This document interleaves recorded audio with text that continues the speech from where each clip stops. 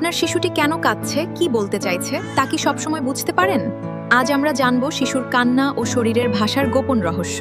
কিছুক্ষণ একা থাকার পর শিশু যদি মাঝে মাঝে থেমে থেমে কাঁদে, তাহলে সে আপনার মনোযোগ চাইছে। মাথা ঘোরানো, মুখ দিয়ে চোষার মতো নড়াচড়া করা এবং দ্রুত কান্না বেড়ে যাওয়া ক্ষুধার সাধারণ লক্ষণ। একটানা ও তীব্র কান্না কখনো কখনো ব্যথার ইঙ্গিত হতে পারে। এমন অবস্থায় শিশুর প্রতি বিশেষ নজর দেওয়া জরুরি।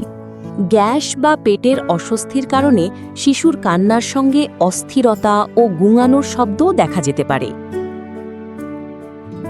ঘুম পেলেও অনেক সময় শিশু ঘুমাতে পারে না, তখন সে হাই তোলে এবং বারবার চোখ ঘষতে থাকে। ডায়াপার ভিজে যাওয়া বা গরম ঠান্ডাজনিত অস্বস্তিও শিশুর কান্নার একটি সাধারণ কারণ।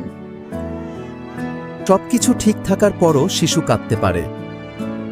অনেক সময় সে শুধু বিরক্ত বা একঘেয়ে অনুভব করে। গবেষণায় দেখা গেছে নেহ ধরনের শব্দ প্রায়ই ক্ষুধার সংকেত বহন করে।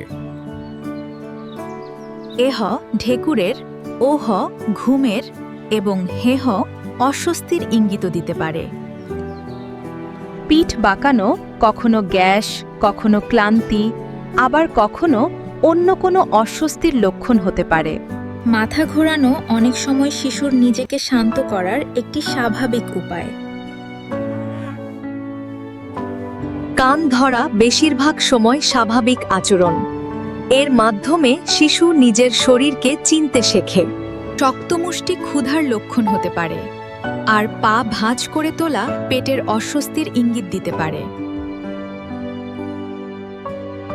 শিশুর প্রতিটি কান্না, শব্দ এবং অঙ্গভঙ্গির পেছনে একটি বার্তা লুকিয়ে থাকে।